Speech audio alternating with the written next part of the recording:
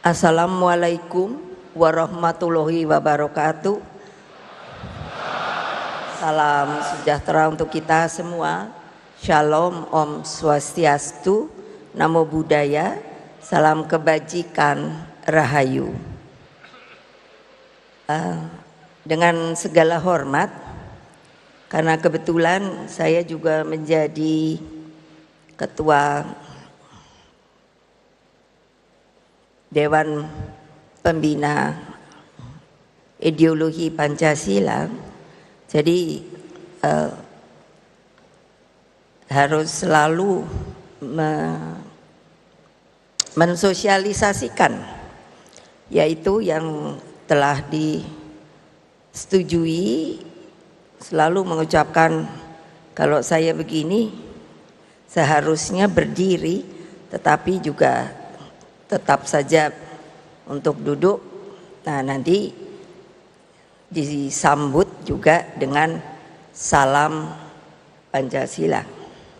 Tentu sebelumnya saya ingin mengucapkan banyak terima kasih kepada para tamu-tamu yang sangat saya hormati, dan tentunya anak-anakku yang sudah datang. Khas PDI Perjuangan, bagi para tamu itu kalau mau tahu,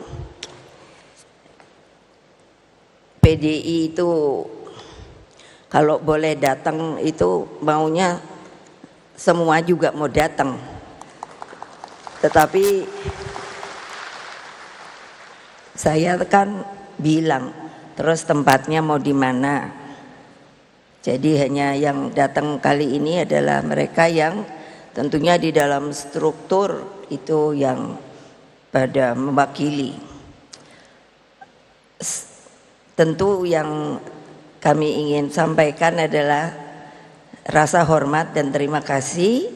Sayangnya Pak Mardiono tidak bisa hadir, tapi diwakili oleh Bapak Rusli Effendi, Wakil Ketua Umum, lalu Bapak Dr. Usman Sabta, Ketua Umum Hanura, Bapak Haritanu Sudipyo, Ketua Umum Perindo. Lalu saya harus mengatakan, karena saya waktu mereka bertiga itu minta pada saya, kalau kami bergabung, yang lucu bilangnya begini, Ibu, kalau kami koalisi enggak bisa. Saya langsung bilang begitu, karena saudara-saudara sekalian, anak-anakku tersayang, harus di stressing bahwa banyak sekali mereka yang salah. Karena dalam sistem ketatanegaraan kita, boleh tanya pada Pak Mahfud, sistem kita adalah presidential system, jadi bukan parlementer. Jadi sebetulnya kita ini tidak ada koalisi lalu oposisi. Jadi memang agak susah sebetulnya, karena kalau tidak ikut lalu apa ya. Jadi saya bilang pada mereka bertiga, kerjasama. Karena memang begitulah, tidak bisa koalisi karena kita sistemnya nanti parlementer. Oleh sebab itu saya mohon dengan segala hormat saya, dari kalangan pers juga harusnya memberikan sebuah pembelajaran masukan yang benar daripada sistem kenegaraan kita. Lalu kalau ada yang bertanya pada saya, kalau tidak ikut, tidak ini, ya itu ada artinya ya tidak ada bersama-sama. Jadi semua pada diam. Nah, itu yang saya ingin stressing. Beliau bertiga, dan setelah pemilu pileg presiden, beliau juga bertiga Tiga mengatakan pada saya, karena saya juga bertanya bahwa ini pileg pilpres sudah dinyatakan selesai, tetapi tentu saya ingin menanyakan Bapak bertiga bagaimana? Saya masih terus mau ikut sama PDI Perjuangan. Untuk itu saya tentunya sangat berbesar hati dan mengucapkan beribu-ribu terima kasih, karena sebetulnya harusnya begitulah tata krama yang namanya di negara kita ini. Lalu ada seorang senior partai, sudah lama tidak pernah muncul. Partainya dulu kami itu PNI, itu kakak saya. Dulu kami kuliahnya di Bandung. Saya di Pajajaran, kakak saya di ITB. Tapi akibat tahun 65 saya tidak tahu kenapa kita terus tidak boleh kuliah. Jadi kakak saya itu Bapak Guntur Soekarno Putra. Sekarang mulai tambah cerewet. Kenapa? Karena dari dulu saya suka bilang pada beliau, saya bilang mentang-mentang sudah kader inti. Kalau dulu di PNI ada kaderisasi dan yang paling tinggi adalah kader inti, tapi saya masih keroco. Jadi selalu mesti begini, mesti begitu. Lalu saya bilang, nanti saya lebih dari kamu. Sorry. Lalu dari Badan Pembinaan Ideologi Pancasila selalu dengan penuh semangat. Terima kasih sekali Pak Jenderal Purnawirawan Bapak Tri Sutrisno.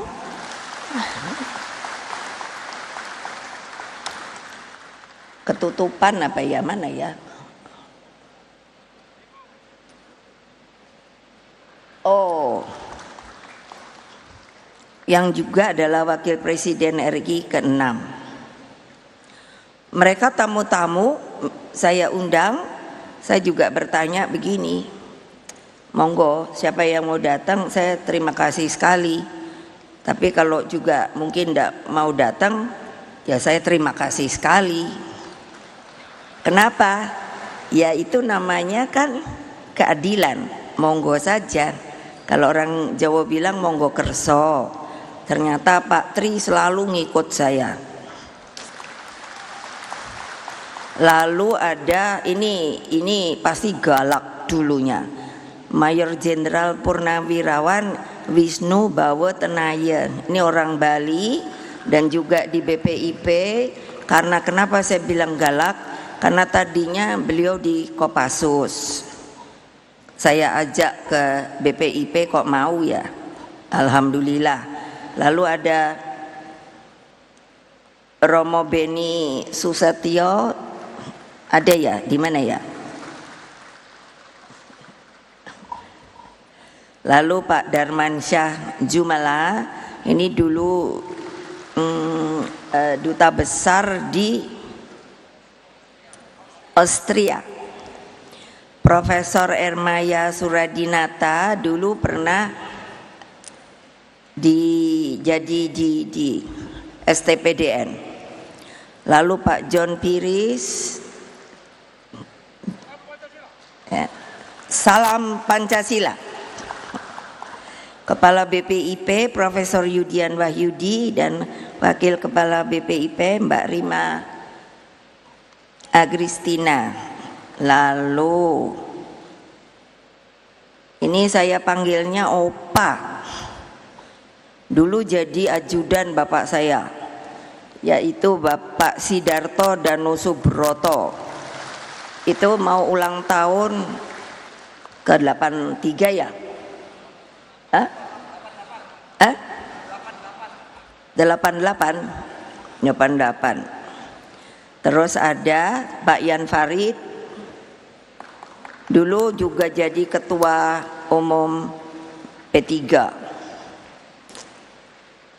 Sama P3 itu kan dulu waktu PDI itu suka bareng-bareng. Saya sedih sekali ini, kenapa kok P3 tidak bisa masuk? Tapi enggak usah khawatir Pak, nanti menang lagi kok.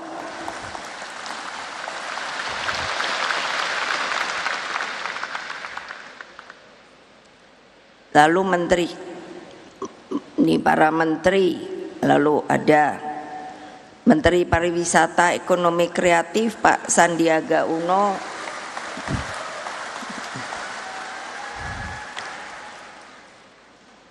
Teten Mas Duki, Menteri Koperasi dan Usaha Kecil Menengah,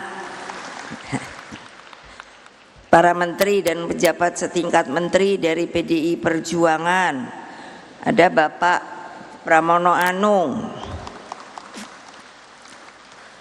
Mbak Risma, Tri Risma Harini, Menteri Sosial, Profesor Yasona Laoli, Hukum, Ibu Bintang Puspayoga,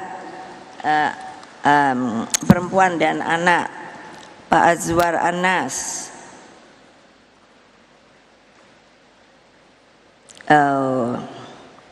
Pan RB, Hasto Wardoyo, BKKBN. Ibu-ibu senang sama beliau ya, karena beliau ini ngurusi keluarga berencana dan stunting. Dan yang terakhir Hendrar Prihadi, saya suka lupa, susah banget ininya. Jadi, dan tentunya tidak akan lupa, yaitu banyak sekali juga para tokoh masyarakat sipil, pers, para purnawirawan TNI Polri. Ada Pak Andi Wijayanto, mana dia ya? Oh itu di sana. Pak Andi Wijayanto itu putranya Pak Theo Safei. Dulu ada di PDI sampai PDI Perjuangan. Terus ada Pak Andika Perkasa.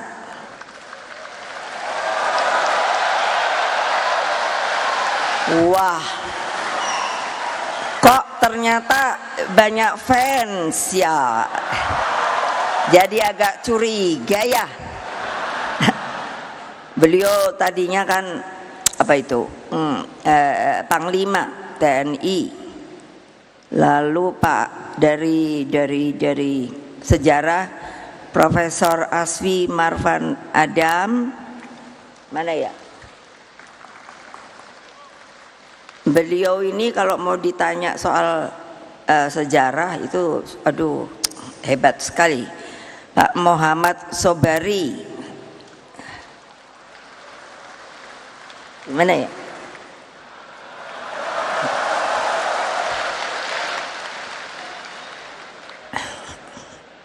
Udah ini saya bilang jangan kolusi ya. Sudah bolak-balik maunya ikut ke BPIP Pak Muhammad Sobari ini. Tapi saya suka kalau beliau masuk karena orangnya sangat apa ya, matang dan tegas. Lalu Pak Rudi S. Kambri, Petrus Haryanto, dan aduh ini banyak sekali. Nah di ini mana ini? Terus kalau di kita ada Mbak Puan.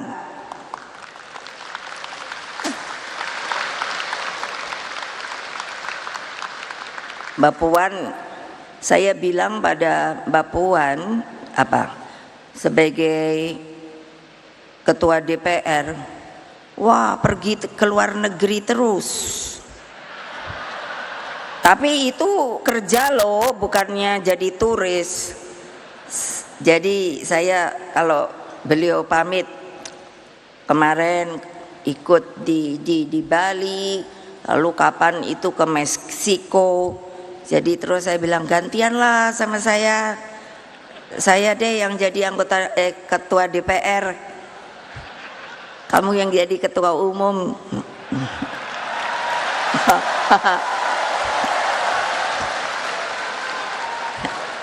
Lo enak-enak aja, masa saya yang disuruh nongkrong di sini terus keadaannya gonjang-ganjing nggak jelas. Terus opo nih? Dan tentunya seluruh jajaran DPP, DPD, DPC partai dan teristimewa anak-anakku yang kusayangi yang berada di akar rumput, Satgas Partai, PAC, ranting, anak ranting yang saya sangat-sangat cintai. Ada juga Mas Butet Kertarejasa, saya diundang ke pamerannya, padahal dia ngamuk-ngamuk. Tapi saya bilang, kamu tuh kan seniman ya, nggak usah ngamuk-ngamuk, kreasinya aja dibikin ngamuk-ngamuk. Lalu Pak Bambang Kesowo, mana ya? Mana? Nah itu Pak Bambang Kesowo dulu jadi sekretaris sekneknya saya. Lalu ada juga Pak Lukman Hakim Saifuddin, ini putranya Pak Saifuddin Zuhri. Dulu bapaknya Pak Saifuddin Zuhri itu salah satu menterinya Bung Karno, betul kan? Iya, makanya saya tadinya mikir, kok berani juga ya datang ke PDI Perjuangan. Oh iya, bapaknya teman bapak saya. Siapa lagi? Ternyata sudah. Dan semua yang telah hadir, yang tentunya telah memberikan support kepada PDI Perjuangan selama ini, sehingga tentunya merdeka, merdeka, merdeka, salam Pancasila.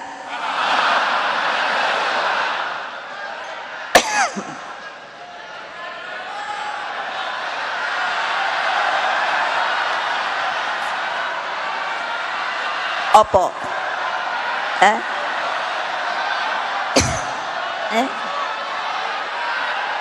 Ya lupa banget. Iyalah, saya juga tahu. Sengaja disembunyikan. Enggak, belum dipensiunkan. Terus berjuang. Satya Evam Jayate. Puji syukur kita panjatkan kepada terutama Pak Ganjar, Pak Mahfud, bahwa masih tetap kuat. Ya dong, kalau berdua ini apa ya?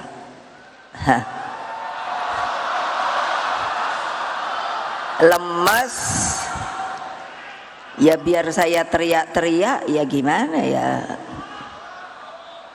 Mudah-mudahan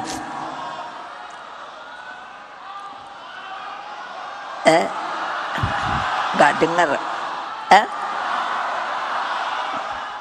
Oh ada juga yang masih diingat ya. Jadi waktu itu, Ibu saya boleh nggak ketemu? Kenapa nggak boleh? Saya bilang gitu. Ada yang mau saya omongin. Wah kok kayaknya ini sekali ya, serius. Ya udah datang gitu. Ibu saya mau pamit. Lo mau pamit kemana? Kan gitu toh. Oh saya mau pamit keluar. Saya pikir mau keluar negeri kan. Jadi saya hanya bilang kan, ya sana pergi oleh-oleh ya gitu. Tahu-tahu bukan ibu, saya mau keluar dari Pertamina. Loh, kok keluar dari Pertamina? Karena saya tidak sejalan sama bos saya. Terus saya bilang, ini bener loh, ntar wartawan jangan goreng-goreng loh. Ternyata kan bener ya. Saya kaget juga loh. Waduh, bagaimana nanti keluarganya ya? Saya nanya, gimana kalau nggak ada gaji? Sip bu, pokoknya semuanya beres. Oke, silakan. Nah sekarang terus nanya, saya boleh terus ikut di PDI Perjuangan? Sip. Keren nggak tuh? Makanya sebenarnya orang tuh mestinya senang sama PDI Perjuangan, tapi pada kenyataannya memang susah. Karena apa? Orang-orang yang berani di PDI Perjuangan tuh hanya orang yang mantap, tidak goyang-goyang, saudara-saudara. Saudara-saudara sekalian yang saya cintai, Rakernas kelima ini berlangsung di antara dua momentum historis yang sangat penting, yakni kebangkitan nasional dan lahirnya Pancasila. Kebangkitan nasional adalah daya inspiratif visioner tentang bagaimana paham kebangsaan tumbuh dan menggerakkan perjuangan kemerdekaan bangsa. Nah, tadi kan sudah dilihatkan bahwa kok jangan lupa lah, kita ini ada sumbernya, yaitu Bung Karno. Suka tidak suka, kalau tidak dari mulut beliau, jangan pula saya dibilang, oh Ibu Mega itu anaknya. Loh ya iyalah, memangnya saya anak si Badu. Jadi apa?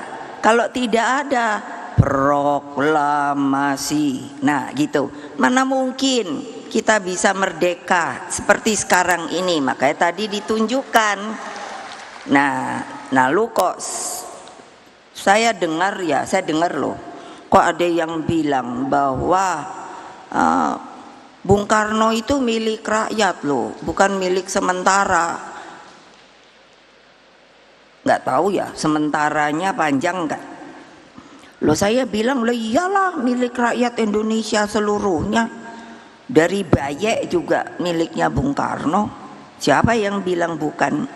Sedangkan Pancasila lahir sebagai ideologi yang menyatukan. Tadi juga kan Pancasila gitu. Pancasila adalah falsafah prinsip kehidupan berbangsa dan bernegara, dan ideologi geopolitik bangsa dalam membangun persaudaraan dunia. Saudara-saudara anggota kita di Rakernas yang saya cintai, begitu juga seluruh rakyat Indonesia dimanapun mereka berada. Rakernas 5 ini diawali dengan prosesi menyalakan api perjuangan nan tak kunjung padam. Karena begini, tadinya saya pikir ya, setelah sebetulnya belum selesai kan pileg pilpres itu, lah kok banyak orang menangis ya. Jadi bagaimana ya mengangkatnya kembali? Jadi saya bilang pada Pak Sekjen, sudah ingatkan aja, kita punya api perjuangan nan tak kunjung padam. Nah, api inilah yang menjadi sumber semangat dan cahaya terang di dalam menghadapi kegelapan demokrasi. Dengannya PDI Perjuangan terus memimpin pergerakan bangsa menuju cita-cita Indonesia Raya. Tadi juga kami perkenalkan kembali menyanyikan lagu Indonesia Raya 3 stansa. Kalau ternyata kalau kita mau meresapi luar biasa yang namanya Pak Wage Rudolf Supratman, bisa menguntaikan kata-kata yang mengimajinasikan bahwa Indonesia Raya itu seperti itu ternyata. Dengan api perjuangan ini, kita sebagai partai pelopor selalu bersikap optimis karena besarnya kekuatan akar rumput yang menopang kita sebagai partai. Karena itulah selaku Ketua Umum Partai dan atas nama PDI Perjuangan, kami mengucapkan beribu-ribu terima kasih kepada seluruh rakyat Indonesia yang dengan penuh semangat dan kecintaannya selalu mendukung PDI Perjuangan hingga tetap berdiri tegak, tetap menjadi pemenang pemilu legislatif 3 kali berturut-turut. Tidak apa-apa, tadi kan ada banteng penuh panah. Ya saya bilang nggak apa-apa kok, kita tahan banting kok. Berani apa tidak? Takut apa tidak? Berani apa tidak? Takut apa tidak? Berani apa tidak? Takut apa tidak? Nah gitu dong, berani. Nanti katanya saya Bu Mega provokator. Ya, saya sekarang provokator demi kebenaran dan keadilan. Ngerti kan? Ngerti kan yang dimaksud? Ya udah.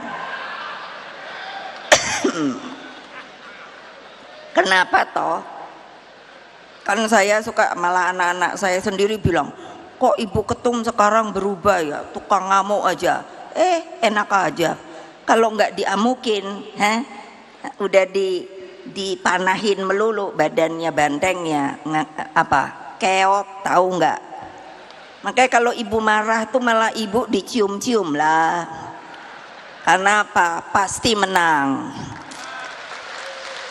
Nah perjuangan ini tidaklah mudah, sebab apa yang terjadi benar-benar sebagai menurut saya badai anomali.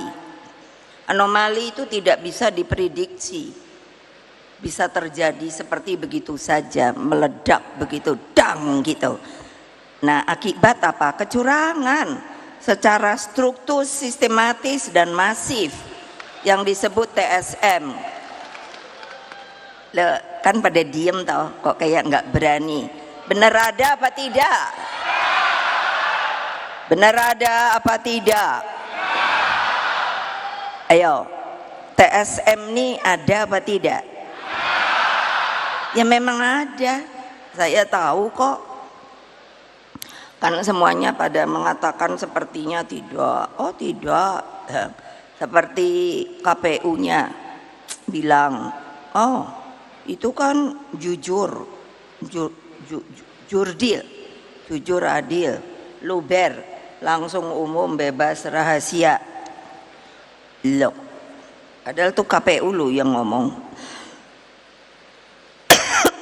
Hadirin sekalian, reformasi itu lahir sebagai koreksi menyeluruh pada waktu itu terhadap watak pemerintahan otoriter untuk mewujudkan sebuah negara hukum yang demokratis. Dalam proses ini, partai politik, pers, supremasi hukum, sistem meritokrasi, dan pemilu yang jurdil harus hadir dalam sebagai satu ekosistem demokrasi. Dalam masa kepemimpinan saya sebagai Presiden kelima Republik Indonesia, reformasi telah memisahkan TNI dan Polri. Kedua lembaga negara ini dituntut profesional, melepaskan dirinya dari dwifungsi ABRI dan bersikap netral dalam setiap pesta demokrasi. Jadi saya jadi ingat ketika menjadi selaku mandataris MPR terakhir, saya menerima penugasan untuk memisahkan TNI dan Polri. Pada waktu itu suasana kebatinan saat itu berangkat dari kenyataan bagaimana namanya waktu itu Angkatan Bersenjata Republik Indonesia selama Orde Baru digunakan sebagai mesin politik melalui fungsi sosial politiknya. pemisahan ini jangan lupa loh, ini keputusan MPR loh, tab MPR-nya ada, dilakukan sebagai kehendak rakyat. Dalam proses itu saya berharap agar TNI dan Polri dapat belajar dari para seniornya. Jadi bukan mau sombong, mau keren. Saya ini memang benar anak presiden. Jadi saya kenal Pak Jenderal Sudirman. Beliau orangnya sederhana banget, pakai pici. Padahal beliau kan sebenarnya guru loh, tapi diangkat oleh Bung Karno pada waktu itu menjadi Panglima Besar Jenderal Sudirman. Ada namanya Pak Urip Sumoharjo, Pak Gatot Subroto, dan lain-lain. 7 pahlawan revolusi, begitu loh. Menurut saya mereka orang yang punya karakter. Jadi saya kan suka lihat gitu. Saya apa ya yang setelah merdeka ini yang namanya TNI dan lain sebagainya. Makanya tadi ada Pak Andika. Nah itu. Saya suka bilang, saya panggilnya Dik gitu. Dik, yang namanya TNI ki ngopo kok kayak gini ya? Gimana sih? Ya nanti dah kita ngomong. Lalu Polri ada sumber keteladanan dari Pak Jenderal Hugeng. Pak Hugeng itu hidupnya sederhana. Dia sahabat saya. Betul. Rumahnya itu di jalan. Sekarang ganti nama, dulu apa ya namanya? Jalan apa itu? Siapa yang tahu ya? Ya betul, Jalan Madura. Sekarang jalan apa ya, lupa saya. Saya sering ke rumahnya karena apa? Putrinya sahabat saya. Jadi seneng ngobrol dan lain sebagainya. Terus kenal sama ibunya. Beliau senengnya kan nyanyi Hawaiian. Terus sangat-sangat menurut saya, kapan polisi bisa seperti Pak Hugeng lagi ya? Betul. Nah, yang saya kaget adalah ketika beliau meninggal. Jadi dengar dari putrinya, mereka pindah ke daerah selatan ya. Itu rumahnya itu rupanya masih milik polisi tadinya, rumahnya loh yang di Jalan Madura itu. Yang lucunya waktu saya tinggal di rumah ibu saya itu di Kebayoran Jalan Sriwijaya, kalau saya mau ke Jakarta itu suka berpapasan dengan Om Hugeng, saya panggil itu pakaian lengkap polisi, jenderal, bintang, terus apa coba? Naik sepeda. Saya kan jadi berhenti ya.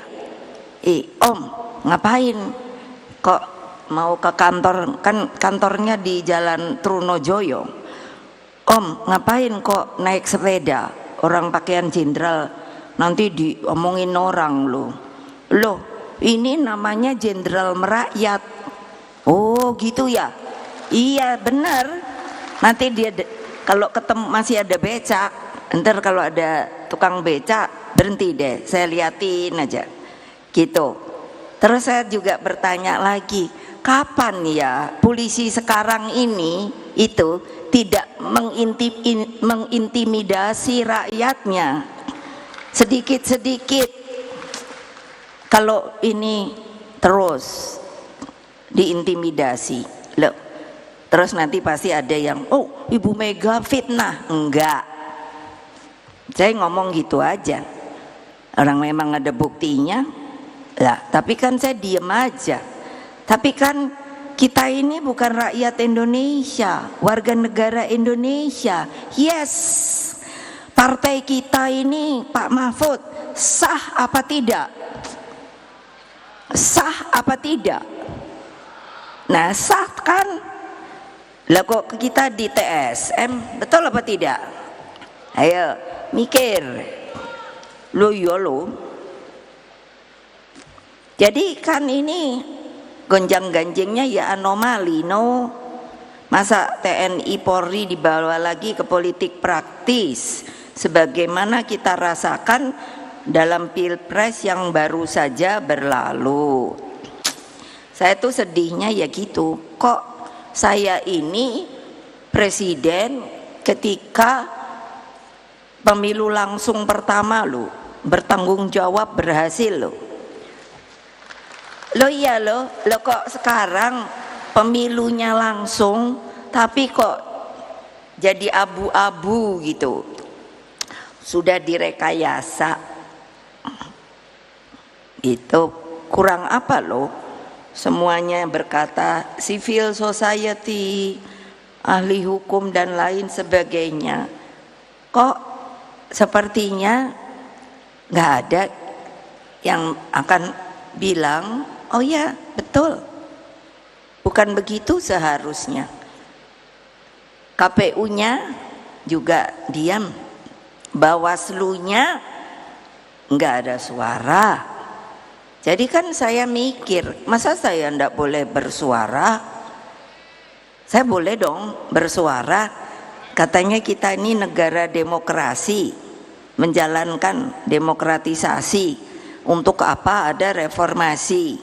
Kalau reformasi sekarang menurut saya kok sepertinya hilang atau dalam sekejap.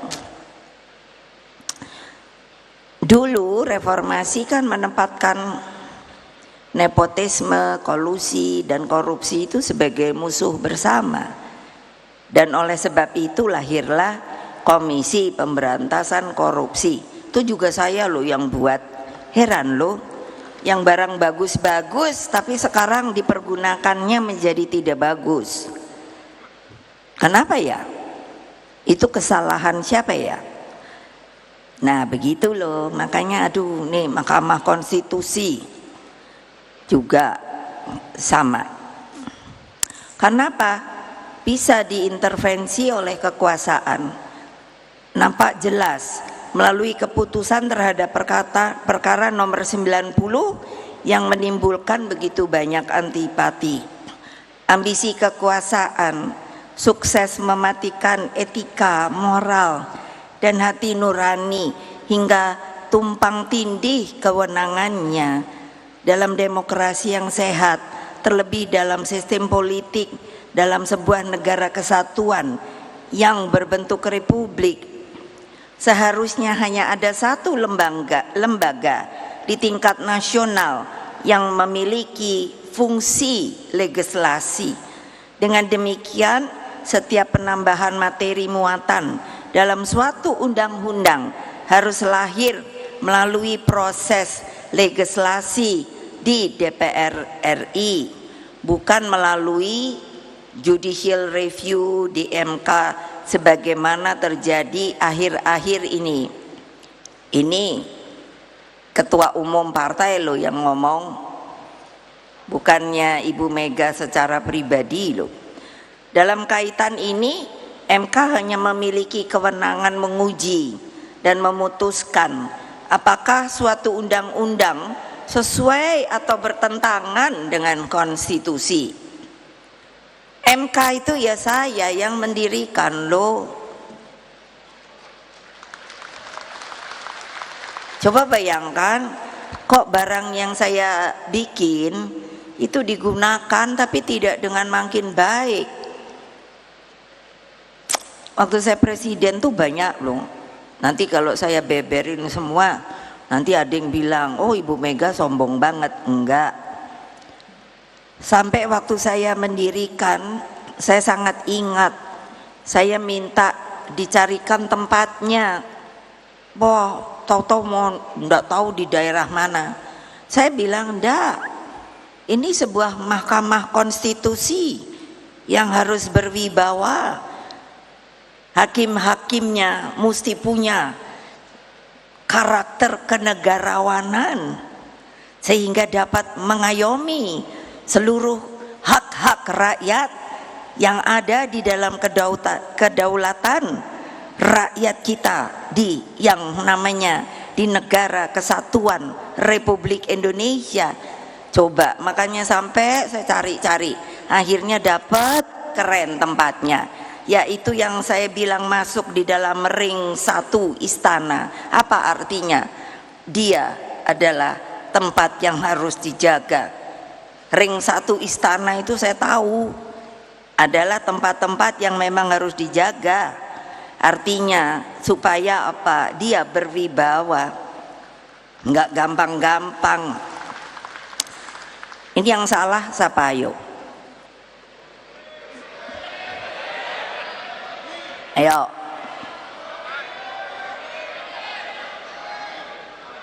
Mbok kalau jadi partai, katanya partai itu kita solid bergerak. Mbok kalau teriak tuh semua gitu tuh, what gitu loh. Kok kayaknya masih selalu goyang. Ya kalau siapa yang goyang, udah deh, nggak usah jadi PDI Perjuangan dah. Lo betul loh. Kayak ini, saya bilang sama Pak Hasto, kamu tahu nggak sih tarian poco-poco? Apa tuh Bu? Asik loh. Dulu saya sama Bung Karno suka nari poco-poco, teko tek gitu. Keren. Tapi terus saya bilang sama bapak saya, kenapa mundur maju ya Pak? Kok kamu sampai mikir begitu? Lah iya kan maju mundur gitu. Nggak usah mundur deh Pak, maju terus pantang mundur. Gawat deh Republik Indonesia ini. Ya saya sampai tidak ada lagi apa ya, hati yang bisa menjadi terbuka loh. Sampai nulis loh, sampai saya bilang seorang warga negara bernama Megawati Soekarno Putri, lalu dengan bagian dari pecinta pengadilan yang namanya amicus curiae, coba kurang apa ya, terus agar setiap ketukan palu hakim MK benar-benar menjadi palu emas bagi tegaknya konstitusi dan demokrasi, bukan palu godam kegelapan yang seperti terjadi saat ini. Ya diem aja tuh, nggak usah teriak merdeka deh. Sekarang mikirnya piye gini loh, supaya nggak kejadian gini lagi gitu loh. Ini nanti istilahnya itu bisa jadi replikasi. Replikasi apa? Kalau bisa begini seperti yang sekarang kejadian, oke. Makanya bisa nanti yang 5 tahun lagi dibegitukan lagi. Wah, bayangkan Indonesia apa nggak makin bubrah ya? Ayo, gimana? Makanya mikir. Nah, nggak usah ngelawan. Aku suka bilang juga sama Pak, juga aku seneng kan namanya sekjen, bukannya Hastonya yang suruh datang tiap 2 hari sekali loh, lapor ke ketua umum gitu, galak aku. Terus aku cuman bilang gini, anak-anak iki semangat gede tapi orang mikir tok, bolak-balik lawan. Lah yang sebelah sono ada bedile lo. Nah kene mau pakai opo ayo cobain. Makanya udah pakai omongan we. Itu tadi ada ini sopo namanya tuh, ntar dulu, Pak Aiman tadi datang dia. Loh, orang ngomong kok malah terus dipanggil toh. Lah saya ya bilang loh, makanya ngapain takut? Lah saya bilang kok ini sama Pak Lauli, Menko Menkokumham, kebetulan dari PDI Perjuangan. Saya bilang, awas lo ya, kamu kumham lo, kalau enggak belain rakyatmu, aku copot dah. Tadi di mana ya? Di koran. Sekarang jadinya hukum tuh jadi apa ya? Nah, itu yang siapa yang menjawab? Pemilu ini sering dinyatakan sebagai pemilu loh paling buruk dalam sejarah demokrasi loh. Pernyataan ini banyak disuarakan oleh para akademisi, para tokoh masyarakat sipil, guru besar, hingga seniman, budayawan. Namun hal yang begitu menyedihkan saya adalah terjadinya pengingkaran terhadap hak kedaulatan rakyat itu sendiri. Makanya saya tadi nanya, PDI Perjuangan itu sah apa tidak? Ya Pak Mahfud aja yang ahli hukum bilang sah. Lah orang daftar ke KPU diterima, terus sah, boleh tekan tuk, boleh mengikuti pemilu. Lah kok kene sing dikuyo-kuyo. Hal ini dibuktikan melalui praktek penyalahgunaan kekuasaan dengan menggunakan sumber daya negara demi kepentingan elektoral. Intimidasi hukum terjadi atas nama kekuasaan. Berbagai kerusakan demokrasi inilah yang disoroti oleh Profesor Arif Hidayat, Profesor Zaldi Isra, dan Profesor Eni Nurbaningsih melalui dissenting opinion mereka. Saya senang banget masih ada yang berani menyampaikan dissenting opinion, jadi berbeda. Ini baru pertama kalinya loh terjadi dalam sejarah sengketa pilpres. Lah sekarang kok MK-nya dikutik-kutik, itu loh. Ayo semuanya pada mikir deh. Dengan realitas tersebut menjadi perenungan kita bersama. Bukankah ketika gagasan pemilu presiden dilaksanakan secara langsung, seluruh asumsi yang ada saat itu berangkat dari hipotesis bahwa kecurangan yang sifatnya terstruktur, sistematis dan masif mestinya tidak akan mungkin terjadi. Namun seluruh asumsi tersebut ternyata terbukti itu bisa dijungkir balikan. Itulah yang saya sebut kondisinya anomali.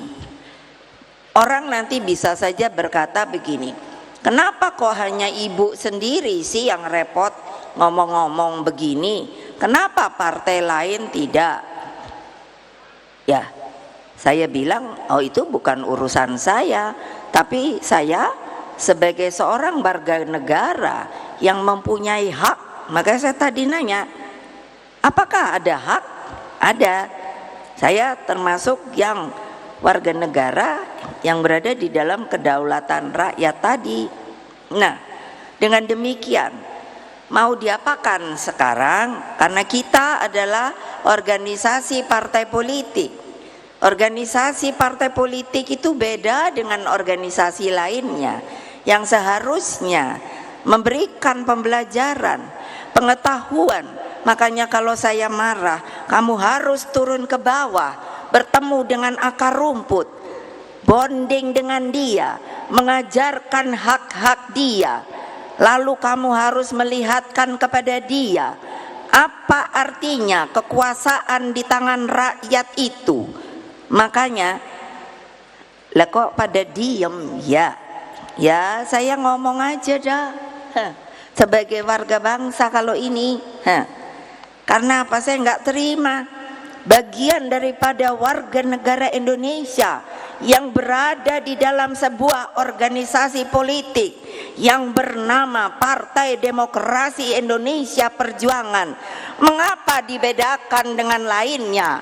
Sepertinya kita ini orang yang bukan warga negara Indonesia, dibuat dengan cara-cara sistematis, terukur dan masif untuk bisa hanya sebenarnya secara prosedural dan formal kekalahan ini untuk dibuktikan bahwa ini adalah telah dipergunakan sebagai hak rakyat yang tapi sebenarnya salah, 1000% salah, karena tidak dijalankan secara jujur dan adil, saudara-saudara.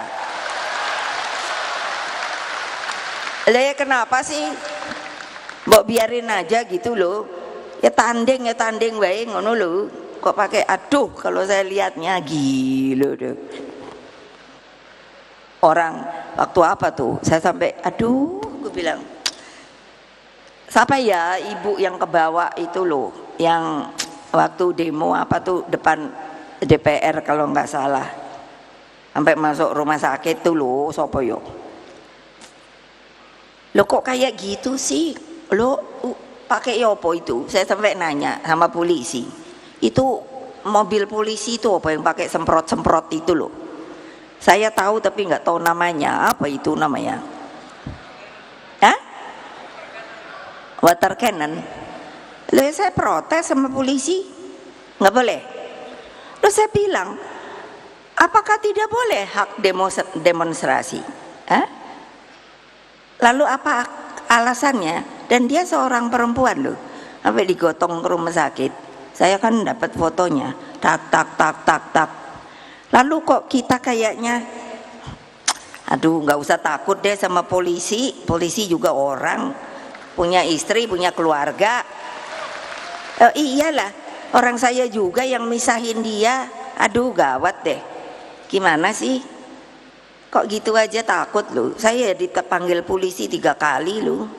Saya kan udah bolak-balik ngomong. Loh kok sekarang kayaknya diem loh. Saya ketawa sendiri. Ini yang salah benernya polisinya atau kitanya nih, sampai takut mau polisi doang. Jadi kan nih kebalik-balik kan republik ini. Coba tahu. Ayo, saya mau nanya, ini ada Mbak Puan, yang jadikan polisi itu sopo? Keputusannya ada di mana? Ayo, nggak ada yang tahu. Tuh ada jauh di mana tuh ngomong DPR. Loh iya loh, DPR itu apa toh? Dewan Perwakilan Rakyat loh. Loh kok kayaknya terus udah gitu, Dewan Perwakilan Rakyat Republik Indonesia. Kok udah gitu bagiannya bolak-balik. Sampai saya tuh mikir loh, ini mau diapain sih republik ini gitu loh. Kalau nggak ada yang cocok sama saya juga nggak apa-apa. Terus rakyatku yang kucintai, coba berpikir secara jernih, arif, bijaksana. Terjadinya anomali demokrasi secara gamblang dijelaskan oleh Dr. Sukidi, seorang pemikir kebinekaan yang disegani. Sosok cendekiawan ini menjelaskan fenomena kepemimpinan paradoks yang memadukan populisme dan Machiavelli, hingga lahirlah watak pemimpin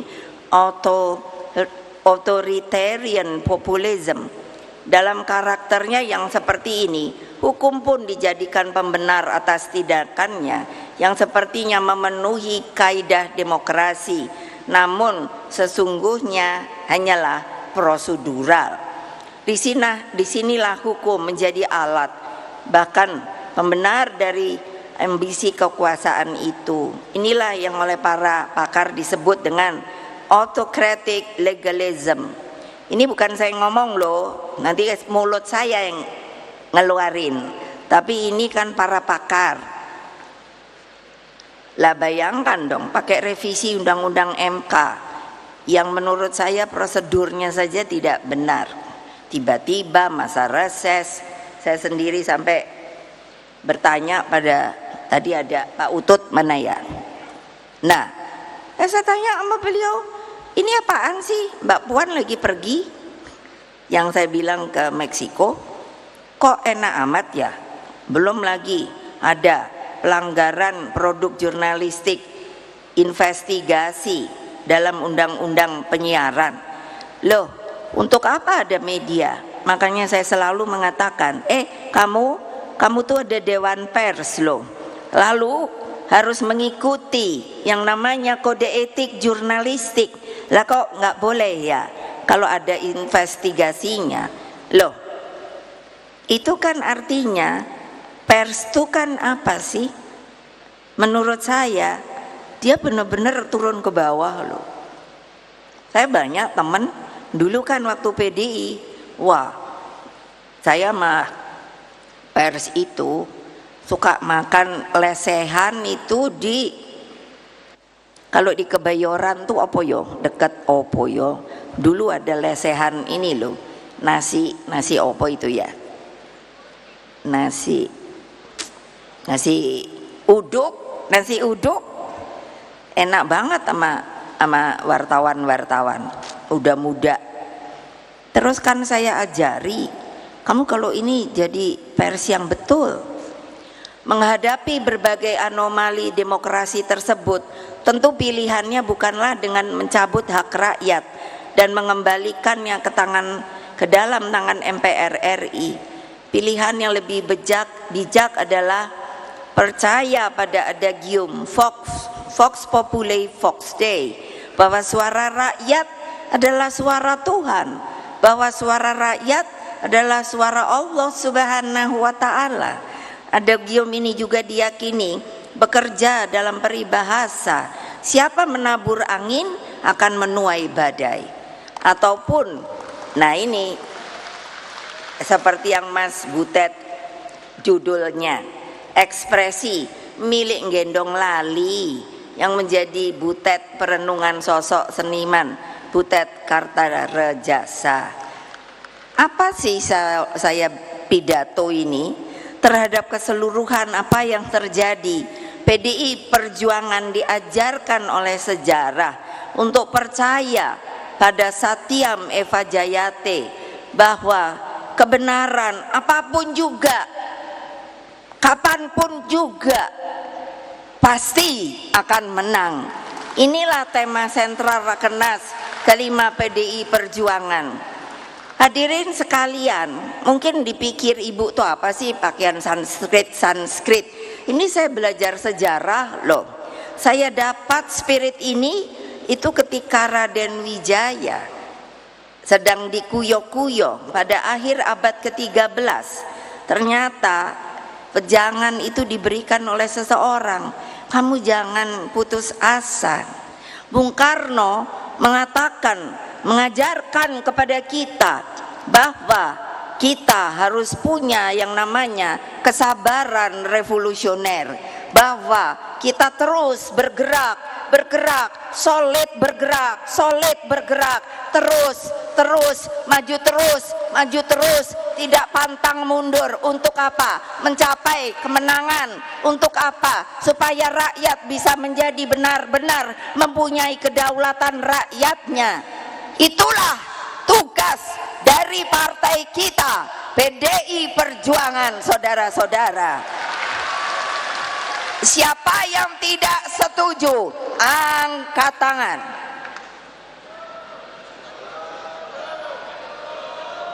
Kan selalu separuh-separuh. Siapa yang tidak setuju, angkat tangan. Apa artinya? Kalau nggak setuju, sebagai ketua umum di sini saya mengatakan, keluar kamu.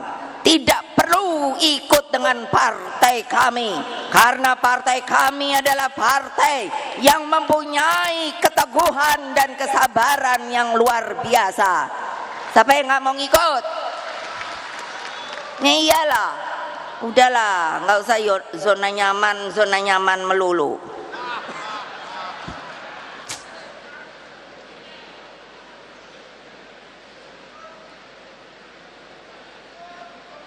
Nah ini juga saya senang sekali menulis kata-kata mutiara. Lah berarti bukan Raden Wijaya saja loh yang ngomong seperti ini. Iya, ini pesan politik kebenaran yang juga dapat diambil dari keteladanan Nabi Muhammad sallallahu alaihi wasallam. Apa coba? Beliau mempunyai seorang teman, sahabat. Terus menurut ceritanya itu yang saya baca, dia hidup paling miskin namun sangat berbahagia, yakni Abu Dzar Al-Ghifari. Rasulullah berpesan, kulil haqqa walau kanna muran. Apa artinya? Sampaikan kebenaran apapun, meskipun itu pahit, kamu tetap akan bahagia. Coba bayangkan, itu Nabi kita loh.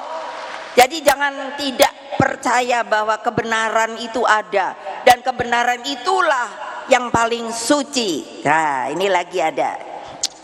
Siapa yang ngomong? Itu Zenit. Bilang apa? Kebenaran itu pasti suci di atas segalanya. Wah, saya senengnya banget. Aduh. Apa yang saya omongkan pasti benar. Jadi mereka itu yang gak keruan-keruan itu pasti akan nanti terbakar oleh kebenaran yang nanti ada dari api Merapen yang kita ambil untuk menunjukkan bahwa ada api abadi yang membawa kebenaran, bahwa yang tidak benar itu akan terbakar. Keren kan? Keren. Iya, karena nggak ada yang berani ngomong kayak gini. Ya udah, mulutnya ibu aja yang ngomong. Alah iyalah. Nah gini, Siddhartha Gautama, ada 3 hal yang tidak bisa disembunyikan. Keren deh. Apa? Matahari, bulan, dan kebenaran. Aduh, seneng banget aku dengerin kayak gini-gini. Jadi kebenaran dalam politik inilah jalan terhormat yang kita pilih. Kita tidak pernah bergeser dalam keyakinan ideologis, termasuk keteguhan dalam menjaga konstitusi. Meski tubuh banteng moncong putih ini terluka di sana sini, tapi aumannya, gerangannya tetap terdengar ke seluruh Indonesia. Merdeka! Lihat kan, ya keren nggak? Ada aja. Makanya kalau udah nggak mau ikut PDI Perjuangan, out. Lo iya lo, kita nih tahan banting. Kenapa? Karena itu mereka tuh rakyat itu dari dulu sampai sekarang. Bu, kalau saya waktu anggota DPR, Bu, kapan ya Bu? Kan di Jawa Tengah. Jadi saya juga bisa bahasa Jawa kan. Bu, kapan Bu? Gusti Allah niku maringi Ratu Adil nggih. Lah nopo Pak? Ratu Adil tuh orang yang betul ngayomi, memberikan keadilan, kesejahteraan bagi mereka. Nah, jadi apa? Lah saya bilang, iku percaya apa ora? Karo Gusti Allah. Inggih. Lah, tapi kok enggak datang ya? Ora. Engko teko. Yakin? Nggih. Yakin? Nggih. Yakin? Nggih. Hakul yakin. Hakul yakin. Wah, dia tepuk tangan dia. Gila dah. Itu kalau turun ke bawah, tahu nggak? Kalau ke akar rumput, siapa yang nggak turun ke bawah? Angkat tangan. Nah, semuanya pasti nggak berani. Padahal ibu tahu siapa yang nggak turun ke bawah. Udah bilang sama Hasto, ini mestinya yang nggak turun ke bawah ini pecatin aja toh. Masih banyak mereka yang mau ikut sama PDI Perjuangan. Aduh. Nah ini lagi, ini bayangin Pak Dr. Sindunata, aku baca aja, hebat banget. Ia hanya mau orang mengerti, harapannya adalah matahari dan jagonya adalah penderitaannya sendiri. Ia percaya Ratu Adilnya tak lain hanyalah manunggalnya penderitaan dan harapan, laksana manunggaling kawula lan Gusti. Mereka wong cilik itu bukanlah kalah, mereka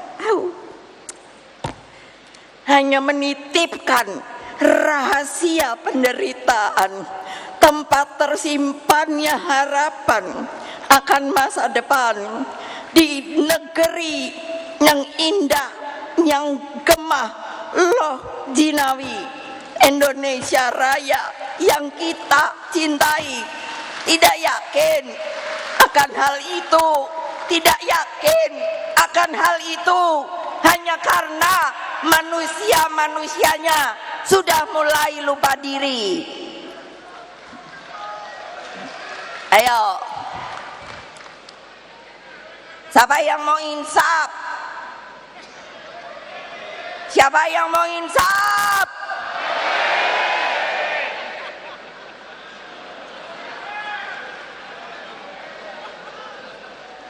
Saudara-saudara sekalian, rakyat Indonesia yang saya cintai dan banggakan dengan tulus, ikhlas, sudah menjadi tugas sejarah kita untuk tidak pernah berhenti berjuang, mengangkat harkat dan martabat para petani, buruh, dan nelayan.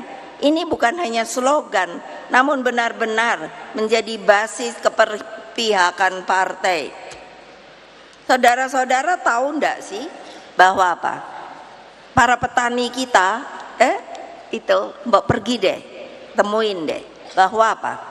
Mereka itu sekarang karena enggak merasa anak-anak mudanya tidak bisa memberi harapan kehidupan, maka enggak ada loh, mulai berkurang yang mau jadi petani.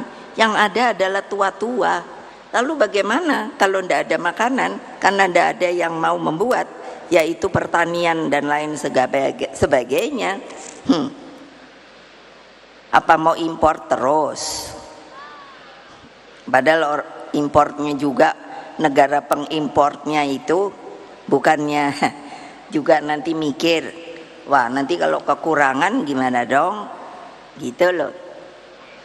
Namun pengalaman juga mengajarkan bahwa sebagai partai politik kita tidak bisa luput dari kekurangan, terlebih ketika kita berada di pusat kekuasaan. 9 tahun telah dilalui dengan berbagai dinamika politik. Begitu banyak tarik-menarik kepentingan terjadi. Bahkan jabatan menteri pun yang ibu dengar nih sekarang ini sudah mulai pada rebutan deh. Ketika menghadapi krisis multidimensi, saya lebih memilih membentuk kabinet yang ramping dengan jumlah menteri 33, tapi bersifat apa? Zakon kabinet, kabinetnya yang profesional. Jadi benar, the right man in the right place. Terbukti krisis dapat diatasi dan seluruh hutang terutama dengan International Monetary Fund dapat dilunasi. Pertanyaan saya, ayo mikir,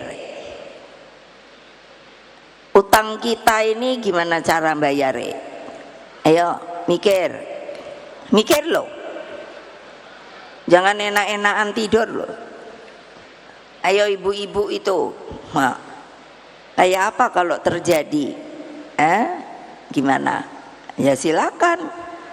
Di dalam mensikapi politik ke depan, sebagai partai yang memiliki sejarah panjang di dalam memperjuangkan demokrasi, kita tetap menempatkan penting adanya checks and balances, bahwa demokrasi memang memerlukan kontrol dan penyeimbang. Namun kita juga tidak menafikan bahwa berpolitik mengandung esensi untuk selalu mendapatkan kekuasaan. Hanya bedanya apa toh? Yaitu strategi dan cara untuk mendapatkan kekuasaan lah yang membedakan kita dengan yang lainnya. Dalam menghadapi tantangan yang tidak mudah ke depan, demokrasi semakin memerlukan penopang masyarakat sipil yang kuat, pers yang handal, Jangan lagi suka bully-bully, aduh pusing. Lalu bebas tapi terukur, bukannya bebas liberalism, bebas terukur, termaktub dalam Pancasila, dan mengabdi pada upaya mencerdaskan kehidupan bangsa. Demokrasi juga memerlukan partai politik yang sehat dan berterlembaga, serta sistem hukum yang benar-benar berkeadilan. Lalu bagaimana sikap PDI Perjuangan terhadap pemerintahan ke depan? Tentu harus dicermati dengan seksama. Partai harus mendengarkan semua suara akar rumput, dari yang berteriak-teriak sampai sayup-sayup, dan terus berjuang bagi terlembaganya demokrasi yang sehat. Inilah bagian daripada skala prioritas kita di Rakernas kelima ini. Apa yang saya pikirkan saat ini lebih pada tanggung jawab agar berbagai persoalan yang berkaitan dengan perekonomian rakyat mendapat perhatian serius.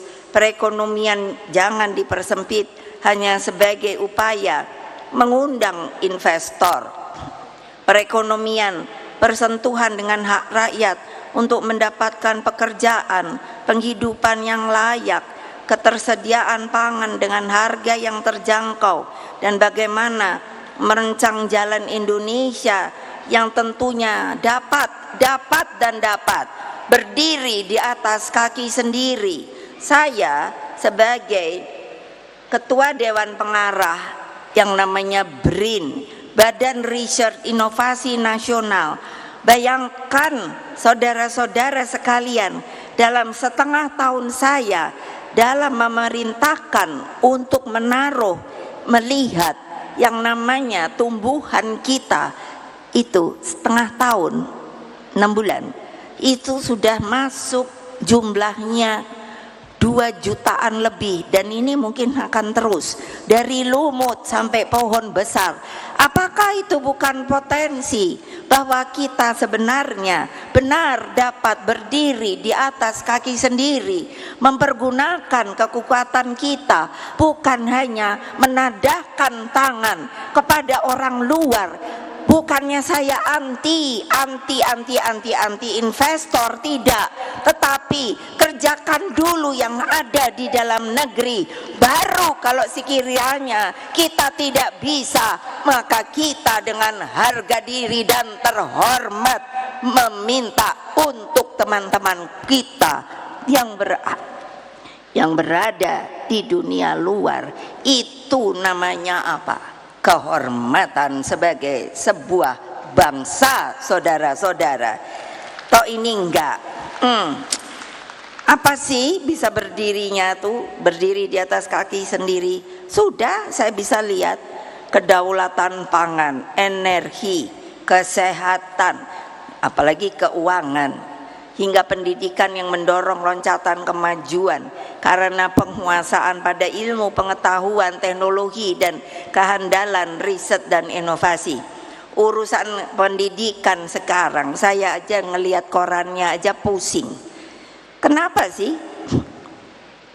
Nggak ada apa hitungan bahwa kalau untuk anak-anak yang tidak berpunya, negara itu harus membiayai. Kenapa sih kok kayak enggak ada? Semuanya dimahalkan. Anak-anak kita yang akan menggantikan kita, terjadi regenerasi. Mengapa saya selalu marah untuk PDI Perjuangan menjadi partai pelopor? Karena saya berkeinginan sepanjang Indonesia Raya ini ada, yang telah diserahkan oleh para pendiri bangsa kepada kita, kita pun Partai Demokrasi Indonesia Perjuangan akan tetap ada untuk bisa juga abadi seperti negara Republik Indonesia yang kita cintai. Masa enggak terbakar ya? Kalau ngomong kayak gini nih, kayaknya hanya ala ibu ngomong begitu doang. Enggak ada namanya gerak di dalam jiwa kita bahwa itulah sebetulnya anugerah dari Allah Subhanahu wa Ta'ala, bahwa kita telah menjadi insan manusia warga negara dari sebuah negara terjajah menjadi negara yang merdeka dan berdaulat. Kok sekarang keadaannya baru mau 79 tahun merdeka, keadaannya baru yang namanya reformasi aja? Apakah harus ada reformasi? Ayo jawab. Ya, gimana sih? Apa sih yang kalian pikirkan? Gitu loh. Jadi apa?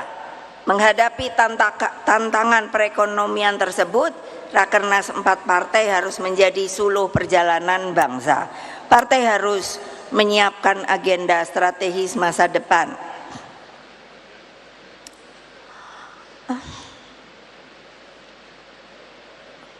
Namun pada saat bersamaan terus bergulat mencari solusi konkret atas berbagai persoalan saat ini. Lalu bagaimana ya? Ayo mikir. Siapa yang nggak mau mikir? Angkat tangan. Ya kan pasti nggak ada. Karena apa? Iya, kalau di depan ada ibu pada takut. Tapi kalau di belakang terus mulutnya begini, payah. Hadirin dan seluruh rakyat Indonesia yang saya cintai dan banggakan, mewakili PDI Perjuangan, sekali lagi saya mengucapkan terima kasih atas dukungan yang diberikan baik kepada PDI Perjuangan maupun dukungan yang telah diberikan kepada pasangan Ganjar Pranowo dan Mahfud MD. Kasihan loh, aku kan kalau sekarang ketemu orang nggak tahu tuh untuk menyenangkan atau sebetulnya nggak benar. Ibu, kenapa ya kok Pak Ganjar Pak Mahfud kalah ya? Padahal saya tuh nyoblosnya itu Pak Mahfud sama Pak Ganjar loh. Ya mana saya tahu, kenapa kamu nggak jaga? Aku bilang gitu. Orang rasanya juga sampai kita tungguin loh. Ya tanya sana sama yang bikin TSM. Terima kasih juga saya sampaikan kepada rekan seperjuangan dari Partai Persatuan Pembangunan, P3, Perindo, dan Hanura, serta seluruh relawan yang telah begitu setia berjuang. Kasihan loh kalau lihat angkatan yang sukarelawan dari angkatan tuh apa namanya? Atau